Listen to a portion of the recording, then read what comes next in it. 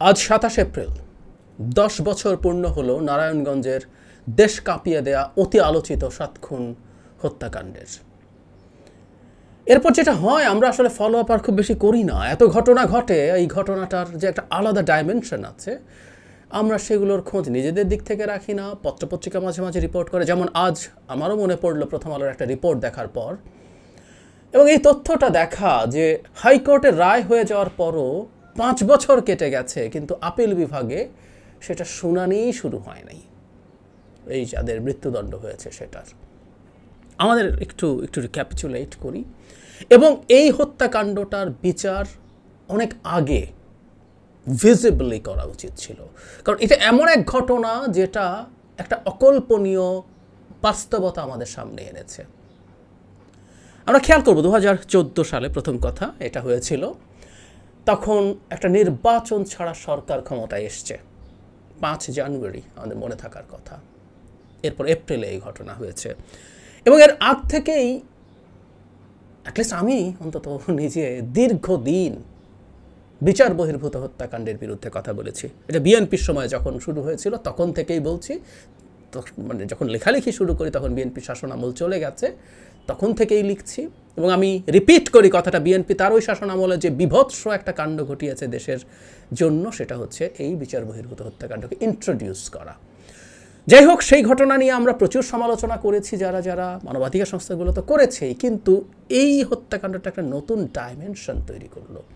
সেটা হচ্ছে, কাউকে আপনি হত্যা করতে চান, আপনার হাতে যদি যথেষ্ট টাকা থাকে তাহলে আপনি র্যাবকে টাকা দিয়ে এরকম একটা হত্যাকাণ্ড ঘটিয়ে দিতে পারেন। ফলে এটাকে একটা অ্যাপারেন্টলি সাধারণ ধরনের ক্রসফায়ার মনে হতে পারে, যেটা রাষ্ট্রীয় পর্যায় থেকে, সরকারের পর্যায় থেকে সিদ্ধান্ত নেওয়া হয়েছে। মাঝখান থেকে আপনার পারপাস সার্ভড হয়ে গেল। আমরা তখন এই আলোচনা করছিলাম, সরকার যদি কোনো বাহিনীকে দিয়ে এই কাজটা করে তবে তো সে কিছু প্রাইভেট প্র্যাকটিস করবেই। এটা প্রাইভেট প্র্যাকটিসের একটা নজির হয়ে দাঁড়িয়েছিল। ঘটনা হচ্ছে, এই ঘটনাটা শেষ পর্যন্ত জানাজানি হলো বলে আমরা এটা বুঝতে পারলাম। আমাদের এই প্রশ্ন আসলে করা উচিত, আজ যে পরিমাণ মানুষ বিচার বহির্ভূত হত্যাকাণ্ডের শিকার হয়ে মারা গেছে, তাদের মধ্যে উল্লেখযোগ্য সংখ্যক বা কিছু মানুষ অ্যাটলিস্ট থাকবে যারা আসলে এরকম প্রাইভেট প্র্যাকটিসের কারণে মারা গেছে। আপনি টাকা দিয়েছেন, টাকা দিয়ে আপনার প্রতিপক্ষকে র্যাব দিয়ে ক্রসফায়ারে দেওয়া বলে, তোকে কিন্তু ক্রসফায়ারে দিয়ে দেবো, সেই চেষ্টা করেছেন। হতে পারে, আমরা আজও জানি না, কোনোদিন ইতিহাসে আমরা হয়তো সেগুলো বের করে আনতে পারবো। ঘটনাটার একটু রিক্যাপিচুলেট করি, তারপর কয়েকটা কথা একটু বলা দরকার, সেগুলো বলবো। সেটা হচ্ছে, নারায়ণগঞ্জের এক ভদ্রলোক জনাব নূর হোসেন, নারায়ণগঞ্জের একজন কাউন্সিলর জনাব নজরুল ইসলামকে হত্যা করতে চান। সে কারণেই ঘটনাটা ঘটে। এবং আমি একটু পড়ি। ২০১৪ সালের ২৭ এপ্রিল ঢাকা নারায়ণগঞ্জ লিংক রোডের লামাপাড়া এলাকা থেকে সিটি কর্পোরেশনের তৎকালীন প্যানেল মেয়র জনাব নজরুল ইসলাম সহ ৫ জনকে অপহরণ করে। নজরুল ইসলামের সাথে যারা ছিল সবাইকে অপহরণ করে ফেলা হয়। বিষয়টি দেখে ফেলা নারায়ণগঞ্জের আইনজীবী চন্দন সরকার ও তাঁর গাড়ি চালক ইব্রাহিমকেও অপহরণ করা হয়। ৩ দিন পর শীতলক্ষা নদীতে ৭ জনের লাশ পাওয়া যায়। আমরা এই ঘটনা জানলাম, মানে দুজন দেখে ফেলেছে তাই তাদেরকে তুলে নিয়ে যাওয়া হয়েছে এবং হত্যা করে ফেলা হয়েছে। কি মর্মান্তিক কোইন্সিডেন্স! তারা যদি না দেখতেন দুজন বেঁচে যেতেন, এবং ৫ জনের মধ্যে সবাইও টার্গেট ছিলেন না, তারা নজরুলের সাথে ছিলেন বলে সবাইকে ধরে নিয়ে যাওয়া হয়। এবং এই নূর হোসেন একবার ভারতে পালিয়ে গিয়েছিলেন, এবং তখন এই আলাপ বা আলোচনা এসেছিল, আমরা একটা অডিও শুনেছিলাম, যেখানে রীতিমতো ওখানে কারোর সাথে যোগাযোগ আছে কিনা, পাসপোর্টের সিল আছে কিনা, এই রকম একটা কথোপকথন নারায়ণগঞ্জের অতি বিখ্যাত এবং আলোচিত রাজনৈতিক নেতা জনাব শামীম ওসমানের সাথে আছে, এবং উনিও তাকে সাহায্য করেছেন কি, এই প্রশ্ন আমাদের মধ্যে দীর্ঘকাল আলোচনা হয়েছে।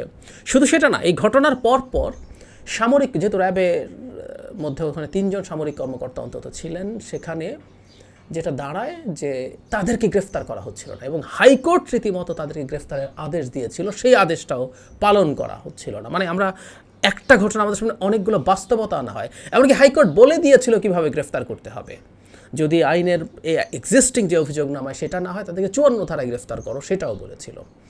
এবং এদেরকে গ্রেফতার করায় কোনো বাধা নেই, এটা হাইকোর্টের চাইতে আইনগত এই ব্যাপার হাইকোর্টের চাইতে কে বোঝে, কিন্তু গড়িমসি হচ্ছিল। শেষ পর্যন্ত গ্রেফতার করতে বাধ্য হয়, কারণ হাইকোর্টের এই চাপ দিয়ে যাচ্ছিল, এবং রাষ্ট্রের সরকারের সর্বোচ্চ পর্যায় থেকে হাইকোর্টের এই উৎসাহ এবং আগ্রহ নিয়ে তীব্র প্রতিক্রিয়া ব্যক্ত করা হয়েছিল। আমাদের মনে আছে এগুলো। এবং আমরা জানি এর মধ্যে একটা খুব গুরুত্বপূর্ণ তথ্য, যিনি এই হত্যাকাণ্ডের নেতৃত্ব দিয়েছেন একজন লেফটেন্যান্ট কর্নেল, ইনি একজন প্রতিষ্ঠিত বড় আওয়ামী লীগ নেতা জনাব মায়া তার জামাতা হন। সুতরাং তিনি তখন মন্ত্রীও ছিলেন সেই সরকারের সময়, আর বড় নেতা তো উনি দীর্ঘকাল থেকে ছিলেনই। সো এই যাবতীয় ঘটনাগুলো একত্র হয়ে এখন এই পরিস্থিতি। 2016 সালে প্রাথমিকভাবে রায় হয়ে গিয়েছিল, সেখানে 26 জনকে মৃত্যুদণ্ড এবং 9 জনকে বিভিন্ন মেয়াদে কারাদণ্ড দেওয়া হয়েছে। এরপর আপিল বিভাগে যখন তারা আপিল করেন তখন 15 জনের মৃত্যুদণ্ডাদেশ বহাল থাকে, 11 জন আসামির পরিবর্তন করে যাবজ্জীবন দেওয়া হয়। 9 জন, এদের মধ্যে কারা কারা ছিল? 11 জনের মধ্যে লেফটেন্যান্ট কর্নেল অবসরপ্রাপ্ত তারিক সাইদ মোহাম্মদ, ইনি জনাব মায়ার জামাতা, সাবেক কোম্পানি কমান্ডার মেজর অবসরপ্রাপ্ত Arif Hossain, lieutenant commander M Masud এরা, এবং কাউন্সিলর নূর হোসেন তো আছেই। সো এদেরকে দেওয়ার পর হাইকোর্ট যখন রায় দিয়েছে, তারপর তারা আপিল বিভাগে আপিল করেছেন, সেটারও 5 বছর চলে গেছে, আজও ওটার শুনানি শুরু হয়নি। সমস্যাটা কি, আমি মূল সমস্যাটা নিয়ে পরে আসছি, কিন্তু এই মামলাটার শুনানি বা সব কিছু একটু বেশ দ্রুত হওয়া উচিত ছিল এই কারণে, একটা বাহিনী রাষ্ট্রীয় দায়িত্ব হাতে নিয়ে, রাষ্ট্রীয় ক্ষমতা হাতে নিয়ে, মানুষের কাছ থেকে টাকা নিয়ে তার প্রতিপক্ষকে খুন করছে। মানে কোনো একটা মিশন তাকে দেয়া হলো যে ওই মানুষটাকে খুন করে ফেলো, ও প্রতিপক্ষ আছেই আছে, সে আছে। এটাই বিভৎস ঘটনা। কোনো বাহিনীর হাতে সক্ষমতা থাকার কোনো কারণ নাই, কিন্তু যখন একটা বাহিনীর বেশ কিছু সদস্য মিলে 7 জন মানুষকে এভাবে একসাথে খুন করে ফেলে জাস্ট তার কিছু পার্সোনাল টাকা পাবে বলে, টাকা খেয়ে মামলায় ফাঁসিয়ে দাও, থানায় এনে পেটাও, এগুলো বাংলাদেশে আবহমান কাল থেকে আসলে হয়েছে। এগুলো আমাদের কাছে খুব নতুন কিছু না, এগুলো প্রত্যেকটা বিভৎস ঘটনা। কিন্তু টাকা খেয়ে মানুষ খুন করা এবং 7 জন মানুষকে খুন করে ফেলা, এই ঘটনার খুব দ্রুত সুষ্ঠু একটা বিচার মানুষের সামনে হওয়া দরকার ছিল, অ্যাটলিস্ট বাহিনীগুলোর। কারণ এখানে সামরিক বাহিনীও জড়িত আছে, নিশ্চিতভাবেই সামরিক বাহিনী তাদের এই কুলঙ্গার সন্তানদেরকে ওন করেন না, তাদেরকে খুব অল্প সময়ের মধ্যে চাকরি থেকে ছাড়িয়ে দেওয়া, চাকরিচ্যুত করা হয়েছিল, তারপর তাদেরকে গ্রেফতারও করা হয়েছে। এই যে ইমেজের ব্যাপারটা, যে এখানে থেকে এসে এই কাজ করেছে, সেই অ্যাকশনটা অতি দ্রুত নেওয়া খুবই জরুরি ছিল একটা দৃষ্টান্ত স্থাপন করার জন্য। এবং যখন আপনি ধরা খেয়ে গেছেন কিন্তু তারপরও আপনি করছেন না, তার মানেটা কি? তার মানে সরকারের দিক থেকে এই মেসেজ আছে যে এরকম কিছু করা হলেও তোমাকে ছাড় দেওয়ার টেন্ডেন্সি কিন্তু আমার আছে। খুব শোরগোল হয়েছিল বলে পারা যায় নাই, কিন্তু এই ছাড়টা আসলে সরকার দিতে চেয়েছিল, এবং রীতিমতো একজন মন্ত্রী এবং অতি গুরুত্বপূর্ণ নেতার জামাতা এখানে আছে। আর বিচারে গড়িমসি কেন হচ্ছে? আমরা কেউ বলতেই পারি যে কোনো অপরাধীকে তো প্রধানমন্ত্রীর পরামর্শে, মানে আমরা তো জানি যে রাষ্ট্রপতি ক্ষমা বলে, এটা আসলে আমি আগেও একদিন দেখিয়েছি, 48(3) অনুযায়ী প্রধানমন্ত্রী এবং প্রধান বিচারপতি নিয়োগ ছাড়া রাষ্ট্রপতি সব ক্ষেত্রে প্রধানমন্ত্রীর পরামর্শ অনুযায়ী চলতে হবে। অর্থাৎ সরকার যদি ডিসাইড করে তাহলে তো শাস্তি হয়ে যাক। আপিল বিভাগেও তাদের মৃত্যুদণ্ড হয়ে গেল, এবং তাদের এই মৃত্যুদণ্ড তো আপনি চাইলে বাদ করে দিতে পারেন, বন্ধ করে দিতে পারেন, মাফ করে দিতে পারেন। এখানেই আসলে সংকটটা হচ্ছে এইখানে। কারণ হলো এই ঝুঁকি নেওয়া এত আলোচিত একটা ঘটনা, এবং এটা জাস্ট একটা পেটি খুন না, একজন ব্যক্তিকে খুন করেছে। যে কয়েকদিন আগে লক্ষ্মীপুরের তাহেরের ছেলেকে ক্ষমা করা দিয়ে নিয়ে বলেছিল একটা সাধারণ মানুষ একজন সাধারণ মানুষকে খুন করেছে, কিন্তু রাষ্ট্রীয় বাহিনীর পোশাক পরে এই রকম একটা বিভৎসতম ঘটনা এবং বিভৎস মানবাধিকার লঙ্ঘন করাটাকে আপনি যদি মাফ করে দেন, সেটা নিয়ে আবার তুমুল শোরগোল হবে।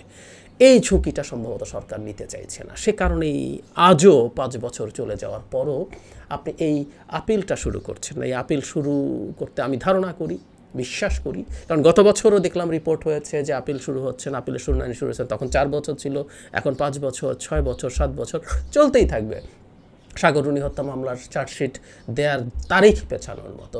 সেটা আপনি যতদিন পারেন ঝোলাবেন, ঝোলানোর পরে চলতে থাকবে, এবং এরপর আপিল শুরু হলেও আমরা ধারণা করি যে এই মামলা খুবই শ্লথ গতিতে চলবে। যত বেশি দেরি করিয়ে দিতে পারেন, মানুষের স্মৃতি থেকে ঘটনা তত বেশি বেরিয়ে যেতে পারে। ফলে আজ থেকে আরও অনেক বছর পর যদি এই সাজা হয়, এবং সেটা যদি রাষ্ট্রপতি মানে শাসনের সরকার যদি ক্ষমা করে দেয়, তখন উচ্চবাচ্য তুলনামূলকভাবে কম হবে। যে মানুষগুলো এই ঘটনাগুলো সরাসরি দেখেছে, যাদের স্মৃতিতে খুব তাজা আছে, সেগুলো ফিকে হবে। যারা একটু বেশি বয়স্ক ছিলেন তারা মারা যাবেন। সুতরাং যত দেরি করাতে পারেন আপনি আসলে এই ধরনের একটা বেনিফিট পেতে পারেন। এবং আমরা আগেই একটু বলে রাখলাম যে একটা রাষ্ট্র কী পরিমাণে একটা ক্রিমিনাল এম্পায়ার হয়ে উঠলে, একটা রাষ্ট্রকে কী পরিমাণে একটা অপরাধীদের স্বর্গরাজ্য বানানো হলে এই রকম ঘটনা ঘটতে পারে, সেটা তো আমরা ভুলবো না, আমাদের ভোলা উচিত হবে না। আমাদের জাতির ইতিহাসে মানে এই রাষ্ট্রকে ভেঙে ধ্বংস করার খুব গুরুত্বপূর্ণ একটা আলামত হিসেবে নারায়ণগঞ্জের এই 7 খুন নিশ্চিতভাবে রেকর্ডেড থাকবে।